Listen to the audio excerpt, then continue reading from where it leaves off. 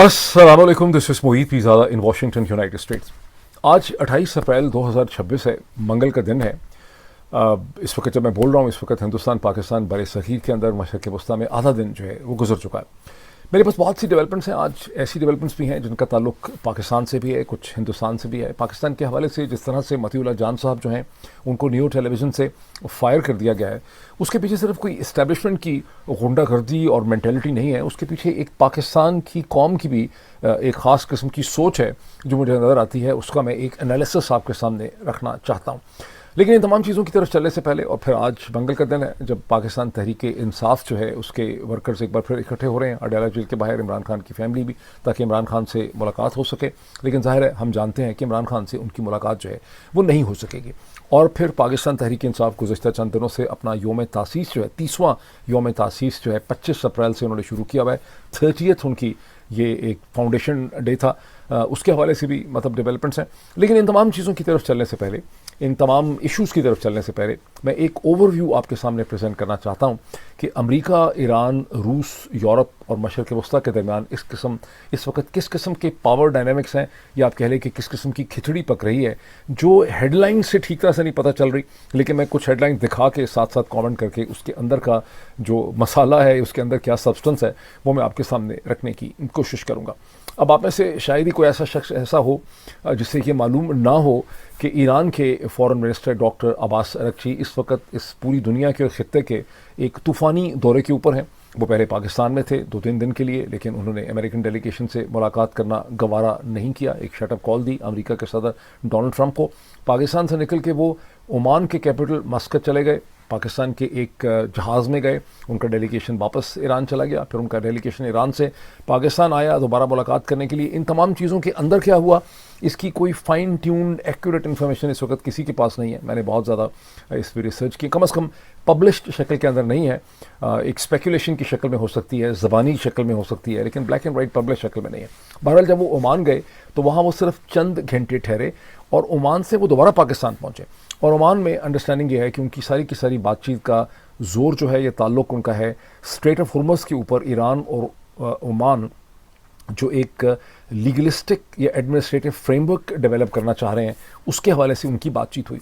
और ईरान का जो पब्लिकेशन है, उनकी जो सरकारी पब्लिकेशन है प्रेस टीवी, वहाँ पर यह है कि फ्रेमवर्क ये कहता है कि स्टेट ऑफ हुर्मुज़ की जो मैनेजमेंट है उसका कस्टोडियन कौन होगा, उसको एडमिनिस्टर करेगी ईरान की आर्म्ड फोर्सेस। अच्छा, IRGC नहीं है, आर्म्ड फोर्सेस ऑफ ईरान वहाँ पे मेंशन किया गया। What does it really mean?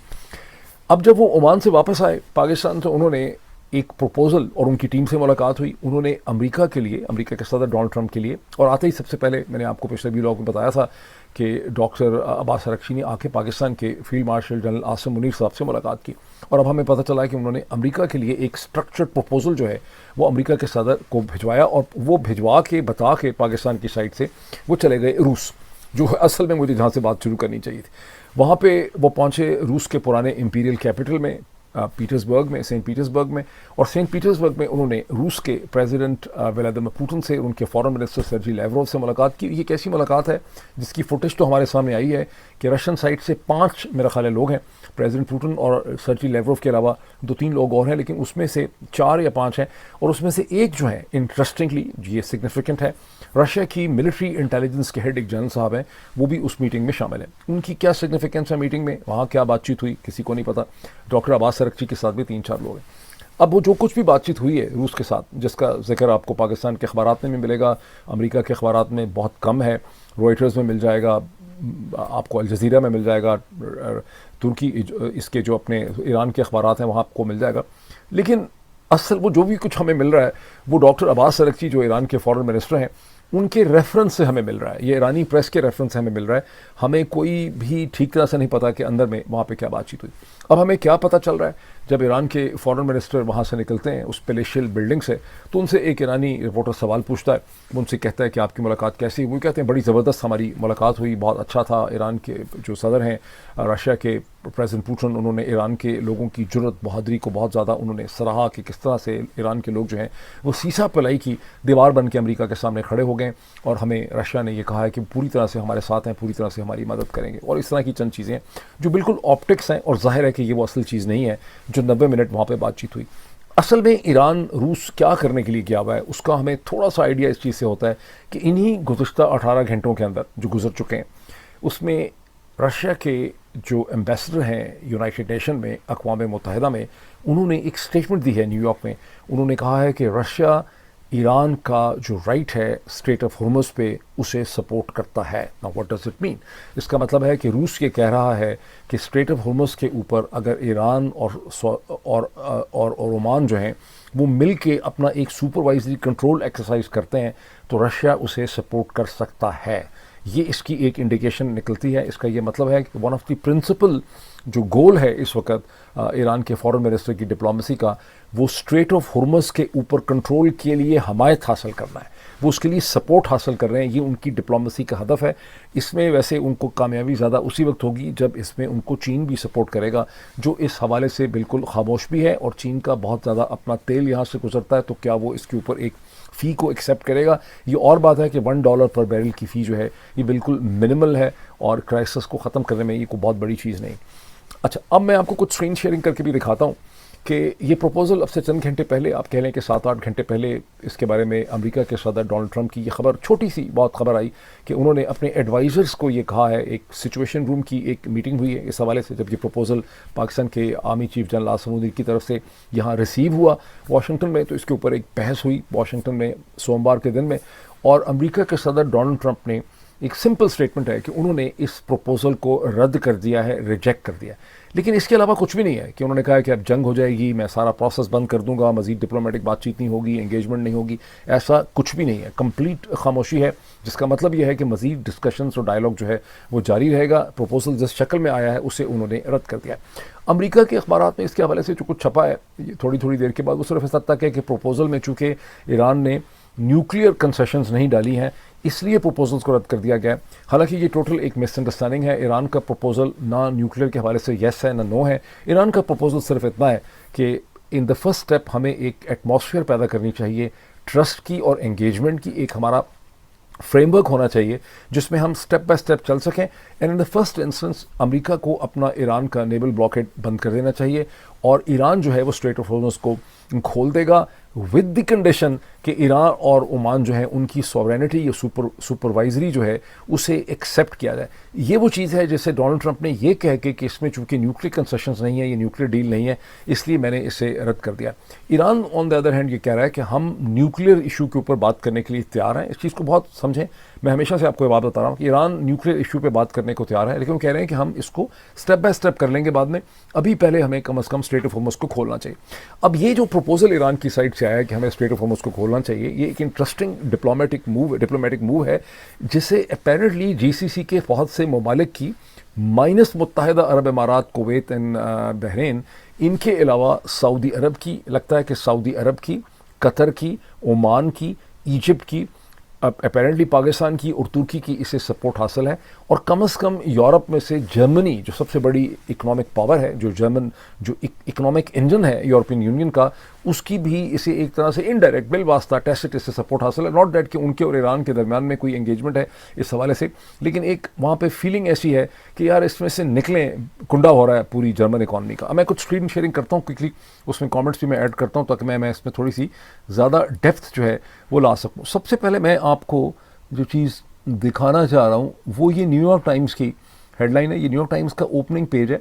यहाँ पे आप देखें कि इसमें आपको इसके राइट साइड के ऊपर, नहीं लेफ्ट साइड के ऊपर, Trump is dissatisfied with Iran's plan to reopen the strait of Hormuz. हम अगर इसको खोल के देख लें, let's actually open this up.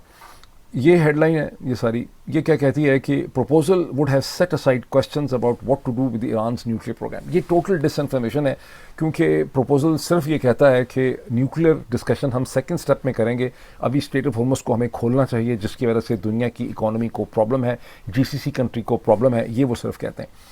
अब इसमें जो चीज़ थोड़ी सी मैं थोड़ा सा इसमें पढ़ दूँ कि President Trump has told advisors he's not satisfied with Iran's latest proposal to reopen the Strait of Hormuz and end the war. According to multiple people briefed on discussions in the White House Situation Room on Monday, the proposal also called on the United States to end its naval blockade, but would have set aside questions about what to do with Iran's nuclear program, according to US and Iranian officials familiar with details of the negotiation. ये मैं आपको वैसे पहले बता चुका हूँ, मैं आपको सिर्फ दिखाना चाह रहा था कि इतनी ही रिपोर्टिंग सारे के सारे अमेरिकन पेपर्स में इसकी हो रही है, इंक्लूडिंग वॉशिंगटन पोस्ट में, बाकी सब जगहों पे, वॉल स्ट्रीट जर्नल में इतनी हुई।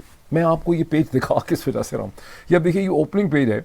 इस ओपनिंग पेज में पहले, अब से चंद दिन पहले, ये 2 या 3 दिन पहले तक ईरान के हवाले से, जंग के हवाले से कंसर्न्स, एनालिसिस होता था, हेडलाइंस होती थी बहुत। इसमें इस एक खबर के अलावा ईरान की कोई खबर यहाँ पे नहीं है, टोटल खामोशी है।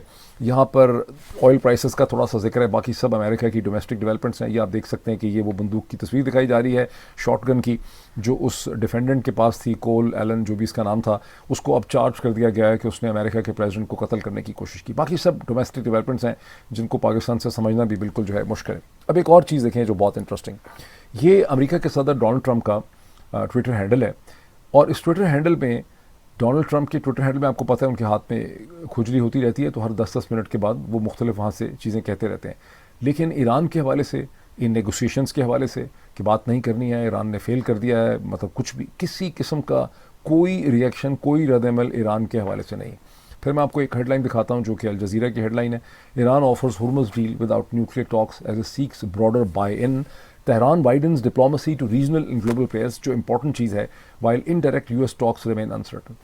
और ये वही चीज़ है जिसका मैंने आपको बताया कि ये किसी हद तक एक मिसअंडरस्टैंडिंग है। ईरान ने विदाउट न्यूक्लियर टॉक्स कहना गलत होगा, बिकॉज ईरान ने महज ये कहा है कि सेकंड स्टेप के ऊपर हमें न्यूक्लियर इशू को डिटेल से हम डिस्कस करने को तैयार हैं, लेकिन फर्स्ट स्टेप पे हमें स्ट्रेट ऑफ हॉर्मुज़ को खोलना चाहिए। इसमें जो चीज़ इंपॉर्टेंट है वो ये है कि तेहरान ने अपनी डिप्लोमेसी को रीजनल और ग्लोबल प्लेयर्स पे वाइडन कर दिया है, और यूएस टॉक्स पीछे चली गई हैं और ग्लोबल डिप्लोमेसी जो है वो सामने आ गई। अब एक और बड़ी इंटरेस्टिंग चीज़ देखें, और वो ये है, या अल जज़ीरा में आपको दिखा रहा हूँ page, US reviews Iran peace plan as dozens of nations call for Hormuz to reopen. जैसे मैंने आपको बताया पहले कि बहुत से और ममालिक ने ये कहना शुरू कर दिया है कि भाई पहले हुर्मुज़ को खोल दें। उसमें सऊदी अरब है, उसमें इजिप्ट है, उसमें कतर है, उसके अंदर ओमान है, उसमें गालिबन पाकिस्तान है, उसके अंदर गालिबन और भी बहुत से ममालिक हैं।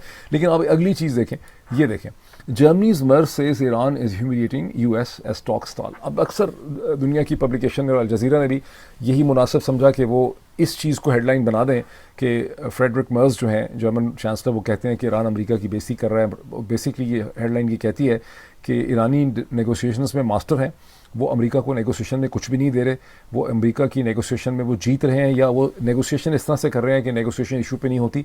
लेकिन इसमें जो सिग्निफिकेंट चीज़ है इस खबर के अंदर, ये जो मर्ज की, जो यहाँ पे अल जज़ीरा को हेडलाइन बनानी चाहिए थी, वो उन्होंने नहीं बनाई, वो अंदर चली गई है। वो ये है कि उन्होंने कहा कि सैंक्शंस हटा देनी चाहिए। अगर स्ट्रेट ऑफ हॉर्मुज़ खोलने के लिए सैंक्शंस हटाएं तो this is the right time. और वो एक जगह पे स्टूडेंट्स के साथ बात कर रहे थे, किसी जगह पे जर्मन, और वो स्टूडेंट से बात करते हुए, मैं वापस इस पे आ जाऊँ, वो स्टूडेंट से बात कर रहे थे कहीं पे, और उन्होंने बात करते हुए कहा कि जर्मन इकॉनमी के बहुत बुरे हालात हैं, अमेरिका जो है वो बिल्कुल फंस गया है, अमेरिका को इस क्राइसिस में से निकलने का कोई रास्ता समझ ही उनको नहीं आ रहा है, और अगर सैंक्शंस को हटाया भी जा सकता है। अब सैंक्शंस को हटाने के ऊपर मैं आपको थोड़ा सा इसमें ये बता दूँ कि सैंक्शंस को हटाने के हवाले से इसको थोड़ा सा समझें कि जर्मन चांसलर फ्रेडरिक मर्ज के कहने की क्या इंपॉर्टेंस है। यूरोपियन यूनियन में 3 या 4 बड़े ममालिक थे आउट ऑफ इट्स 32 मेंबर्स और व्हाटएवर, उसमें सबसे बड़ी इकॉनमी जर्मन है, सेकेंड इकॉनमी उसमें ब्रिटिश हुआ करती थी जो उसमें से बाहर निकल गए हैं, थर्ड उसमें फ्रेंच इकॉनमी थी, फिर उसमें इटालियन, स्पेनिश, छोटी इकॉनमीज़ हैं। उसके बाद बाकी जितने भी ममालिक इसको कॉन्स्टिट्यूट करते हैं वो बड़े इनसिग्निफिकेंट हैं और बड़े इनइफेक्टिव हैं, उनका कोई ख़ास इन्फ्लुएंस नहीं है, उनके नाम शाम से आपको लगता है कि वो बड़े इंपॉर्टेंट हैं। असल में इसमें जो मैटर करते हैं यूरोपियन यूनियन के अंदर 2 मुल्क हैं, एक जर्मनी है और दूसरा फ्रांस है, और तीसरा स्पेन की हालत आपको अच्छी तरह से पता है, और इटली की भी आपके सामने सिचुएशन है। जर्मन चांसलर का ये कहना कि may be this is the time कि ये बंद करें सारा क्राइसिस, हमारी इकॉनमी इफेक्ट हो रही है, और इस स्ट्रेट ऑफ हॉर्मुज़ को खोलें और इनके सैंक्शंस हटाएं, दिस इज़ वेरी सिग्निफिकेंट। इसके जवाब में जो यूरोपियन यूनियन की मेरा ख्याल है पता नहीं उनका टाइटल एग्जैक्टली क्या है, उर्सुला फॉन्डर उर्सुला फॉन्डर जो हैं, उर्सुला वॉन्डर लियंस जो हैं, उन्होंने कहा कि नहीं नहीं अभी हम सैंक्शंस नहीं हटा सकते, अभी पहले ईरान की हमें सिचुएशन को देखना है। लेकिन उन्होंने कहा अभी हम नहीं हटा सकते, it will be pre mature. Total उन्होंने भी उसमें रिफ्यूज़ जो है वो नहीं किया। अब मैं आपको एक और इंटरेस्टिंग बड़ी चीज़ दिखाऊँ, ये पता नहीं सही है कि नहीं है, लेकिन इसको समझें कि ये एक बड़ी इंपॉर्टेंट फॉरवर्ड मूवमेंट। अब ये मैरियो नौफल हैं जिनसे आप वाकिफ़ हैं, ये एक एनालिस्ट हैं, ये एंकर हैं, अपना प्रोग्राम भी करते हैं, इनकी अक्सर खबरें वैसे गलत भी हो जाती हैं, लेकिन इनको पता नहीं किधर से ये खबर मिली है। इसकी पहली लाइन जो ऑरेंज में मैंने हाईलाइट की है मैरून के अंदर, Trump says the blockade on Iran is total, at least 34 Iranian tankers that just reached India would disagree. According to Mario Naufel, जो उनको कहीं से खबर मिली है कि वो कहते हैं कि 34 टैंकर गुज़िश्ता 13 अप्रैल से अब तक हिंदुस्तान पहुंच चुके हैं। पता नहीं बात सही है ये गलत है, बिकॉज सेंटकॉम तो ज़ाहिर है इसको नहीं मानता। लेकिन ये इसके साथ आगे इन्होंने बड़ी इंटरेस्टिंग चीज़ लिखी है। इन्होंने कहा कि here is a loophole, Iran loads its oil and hugs its own coastline toward Pakistan, never entering international waters where the United States can intercept. कहते हैं कि ईरान अपनी कोस्ट लाइन के बिल्कुल साथ से अपने जहाज़ों में ऑयल लोड करता है। ये उसने एक नया तरीका निकाला है, बजाय इसके कि वो स्ट्रेट ऑफ होर्मुज़ के अंदर से आएँ। उसके बाद वो जहाज़ बिल्कुल साहिल समुंदर के साथ चलते चलते पाकिस्तान के कोस्टल एरिया में दाखिल होते हैं, और ईरान के ये टैंकर्स ना ईरान के साहिल से ना पाकिस्तान के सामने से इंटरनेशनल वाटर्स में आते ही नहीं है। ये डोमेस्टिक जो शोर्स होते हैं जो हर कंट्री के अपनी, उधर से होते हुए इंडिया की तरफ चले जाते हैं। अब पता नहीं ये बात सही है ये नहीं है। From there the ships pass through Pakistan and India's coastal waters using something called as the innocent passage, a right guaranteed under international law that the coastal states can block. I do not know कि बात सही है ये नहीं है, लेकिन अगर ये बात सही है तो इसका मतलब है कि नेवल ब्लॉकेट उस तरह से काम नहीं कर पा रहा जिस तरह से उसके बारे में सोचा गया था। अब मैं इस चीज़ के ऊपर आना चाहता हूँ जो एक बड़ी तकलीफ सूरत हाल है। ये मेरे सामने मतीउल्लाह जान का ट्वीट है जिसमें उन्होंने लिखा है कि मेरा my journey with new news TV has abruptly come to an end. I want to thank my organization for all the help and facilitation during 3.5 years. मेरा जो सफ़र था नियो TV के साथ वो ख़त्म हो गया, मैं उनका शुक्रिया अदा करना चाहता हूँ। अब जो मैंने येलो में हाईलाइट किया है, this is not the first time or the first government during which I have to face such a situation. Speaking for democracy, free speech, journalists and journalism is not a crime. और ये वो कह रहे हैं कि ये मेरी पहली दफ़ा मेरे साथ नहीं हुआ, और ये बिल्कुल सही है कि पहली दफ़ा नहीं हुआ। उन्होंने कहा ना ये पहली दफ़ा हुआ है ना ये पहली हुकूमत है जहाँ मुझे इस किस्म की सूरत हाल का फेस करनी पड़ी है। और मैं जमहूरियत के लिए, फ्री ऑफ एक्सप्रेशन के लिए, जर्नलिस्ट एंड जर्नलिज्म जो है उसके लिए बोलना कोई जुर्म नहीं। मैं इस स्टेज पे ये बात इतराफ़ करना चाहता हूँ इस चीज़ का कि गुज़िश्ता चंद सालों में पाकिस्तान के अंदर जितने भी जर्नलिस्ट हैं उनमें से अगर कोई मर्द हक़ या मर्द मोमन या कोई वाकई इंटेग्रिटी और कन्विक्शन और स्ट्रेंथ ऑफ कैरेक्टर किसी ने शो की है, और जितना भी शो की है उसमें टॉप ऑफ द लिस्ट जो हैं वो मतीउल्लाह जान है। और पहले मतीउल्लाह जान का चूँकि एक एग्रेसिव सा रवैया रहा है लोगों के मुंह पे माइक्रोफोन तान देने का, जिसकी वजह से शायद उनको गलत भी समझा गया हो बहुत सी स्टेजेस में। लेकिन मतीउल्लाह जान की जो कमिटमेंट है और जो कन्विक्शन है वो डेमोक्रेसी के साथ है, फ्रीडम ऑफ एक्सप्रेशन के साथ है, रूल ऑफ लॉ के साथ है। वो इमरान खान के ज़माने में भी तंग करते थे लोगों को, लेकिन यही बेसिक चीज़ें थी जिसके गिर्द उनकी सहाफ़त घूमती थी। उसके बाद भी उनकी सहाफ़त थी, उन्होंने जेलों में गए, मारें खाई, बहुत उनको तंग किया गया, उनके पास कोई पैसे नहीं है, वो एक बड़ी मिडिल क्लास किस्म की ज़िंदगी जो है वो गुजारते हैं, लेकिन he is a man of character and conviction.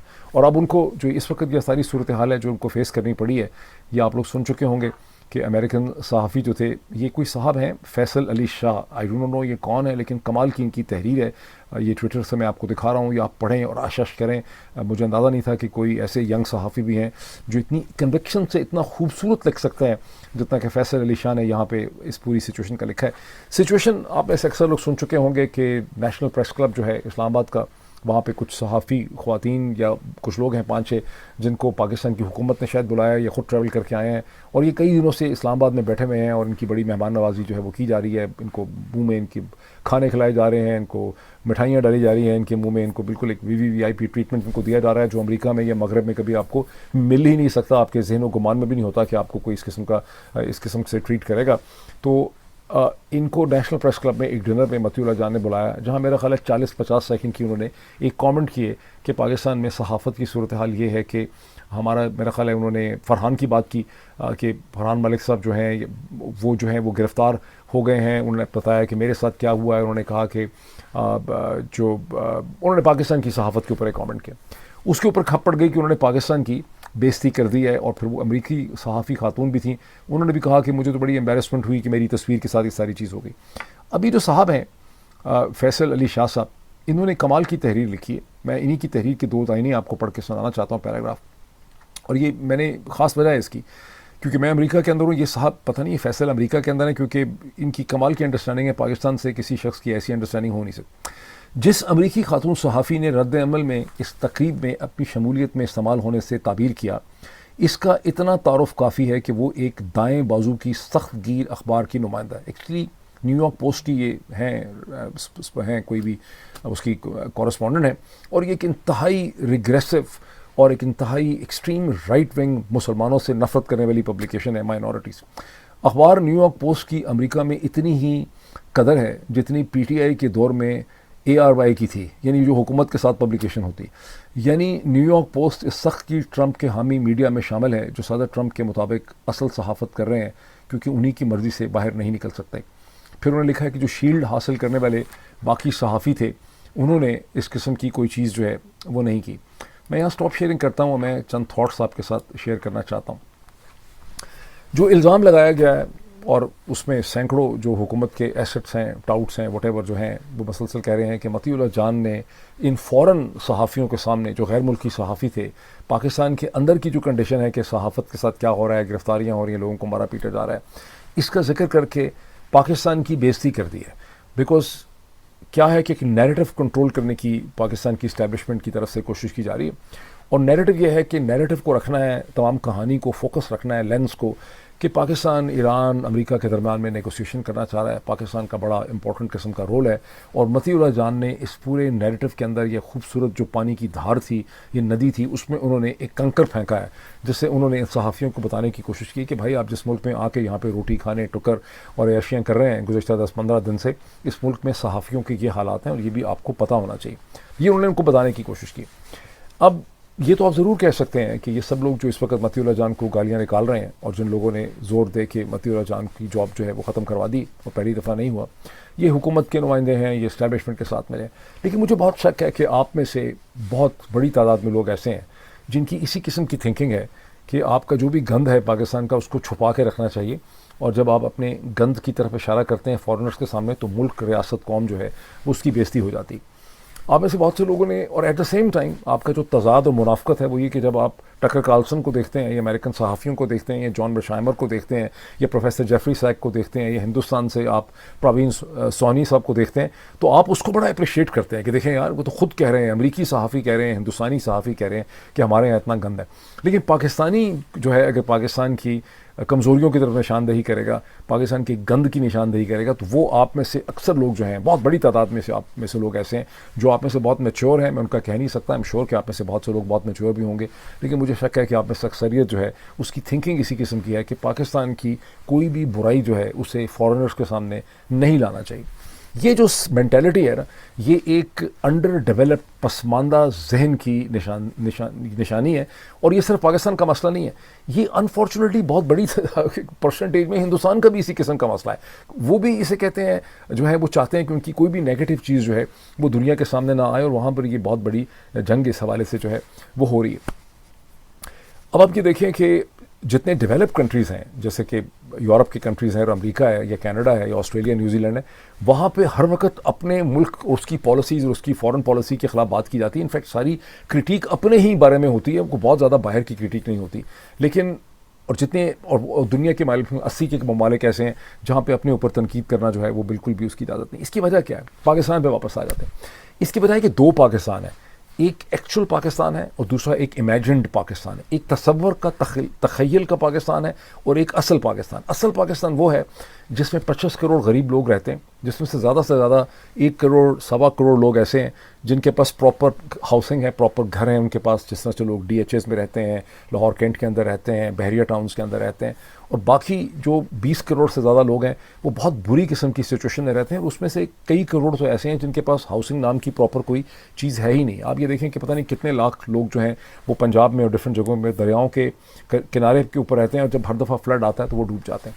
और ये जो असल गरीब पाकिस्तान है, जो असल हकीकत है पाकिस्तान की, ये वो पाकिस्तानी है जिनके पास खाने को प्रॉपर खुराक नहीं है, तन पे डालने वाला कपड़ा नहीं है, उनके पास अगर खुराक है तो उसमें कोई प्रॉपर प्रोटीन या कैलोरीज उसके अंदर नहीं है, इनके पास सेहत की कोई फैसिलिटीज़ नहीं है, इनके पास कोई प्रॉपर हाइजीन नहीं है, इनके पास दूध नहीं है, इनके पास गोश्त नहीं है, इनके पास मटन नहीं है, इनके पास बीफ नहीं है, इनके पास चिकन नहीं है, ये दाल खाते हैं, रोटी पे गुजारा करते हैं, पानी से करते हैं, ये बीमार होते हैं तो प्रॉपर इनके पास कोई ट्रीटमेंट नहीं है, अद्वियात जो हैं असल में वो बहुत ज़्यादा महंगी हैं और इनके ऊपर इस किस्म का प्रेशर है कि अगर इनके घर में इनका माँ बाप या कोई कमाऊ बीमार हो जाता है तो फिर ये उसी की सारी स्ट्रगल में रहते हैं और ये कोई मीनिंगफुल तरीके से ज़िंदगी में आगे नहीं बढ़ सकते। इनका ये भी मसला है कि ये जिन इलाकों में रहते हैं वहाँ पे प्रॉपर सड़कें नहीं हैं, पगडंडियाँ नहीं हैं। आप हर हफ्ते कम से कम खबर देखते हैं कि बच्चा कराची में, लाहौर के अंदर गटर में गिर गया, फिर उसके ऊपर एक बहस जो है वो शुरू हो जाती है, एक और जो है वो डूब के मर गए। इनके पास सबसे बढ़ के कोई मीनिंगफुल जॉब्स नहीं है जहाँ इन्हें एक सेंस ऑफ डायरेक्शन अपनी ज़िंदगी की मिल सके कि आगे इनका क्या मुस्तकबिल है, जिसमें ये इतने मसरूफ़ हों कि इनको लगे कि हम कोई तरक्की कर रहे हैं। ये है एक्चुअल पाकिस्तान। और दूसरा है इमेजिन पाकिस्तान, जो इस्लाम का किला है, जहाँ की फ़ौज ने जाके मकामात मुक़द्दस का दिफा करना है। वो इमेजिन पाकिस्तान है जिसने इस वक्त ईरान, अमेरिका, रूस और पता नहीं चीन के दरमियान में सुलह करवानी है। ये वो इमेजिन पाकिस्तान है जिसने ग़ज़वा हिंद लड़ना है। ये वो इमेजिन पाकिस्तान है जिसने पहले जाके इसराइल की ठुकाई करनी थी, फिर उसके बाद इसको ख्याल आया कि मुझे बोर्ड ऑफ पीस जो है वो ज्वाइन करना चाहिए। ये वो इमेजिन पाकिस्तान है कि मैं एक दिन पहले देख रहा था किसी ने एक पोस्टर बनाया हुआ था ट्विटर के ऊपर और वो पोस्टर कहता था कि ये क्या अजीब व गरीब पाकिस्तानी किसी ने बनाया हुआ था और ये एक ऐसा इस्लाम का किला है जिसको बचाने के लिए मसलसल इस्लाम के दुश्मन जो हैं वो IMF से, वर्ल्ड बैंक से, GSP प्लस के ज़रिए, यूरोपियन यूनियन के फंड्स के ज़रिए इस इस्लाम के किले को मसलसल बचाने की कोशिश कर रहे हैं। तो ये जो तज़ाद है ना एक इमेजिन पाकिस्तान का और जो रियल पाकिस्तान का, इसके अंदर से वो फीलिंग निकलती है कि पाकिस्तान की आपने बेइज्जती कर दिया, बिकॉज वो इमेजिन पाकिस्तान की बेइज्जती हो रही है। रियल पाकिस्तान की तो जो सूरत हाल है वो मैंने आपके सामने डिस्क्राइब कर दी। अब अगर ये पाकिस्तान में सूरत हाल है तो दूसरी तरफ हिंदुस्तान के ऐसे हालात तो बहुत बुरे हैं, लेकिन मैंने एक दो चीज़ें देखी हैं जो खासी मुझे इंटरेस्टिंग भी लगी और किसी हद तक तकलीफ़देह भी लगी। ये हिंदुस्तान के डिफेंस मिनिस्टर ने ये कोई इतना इंपॉर्टेंट नहीं है लेकिन बहरहाल वो कहीं है शंघाई कोऑपरेशन ऑर्गेनाइजेशन में, वहाँ पे उन्होंने दोबारा कहा है कि दहशतगर्दी बहुत बड़ा इशू है।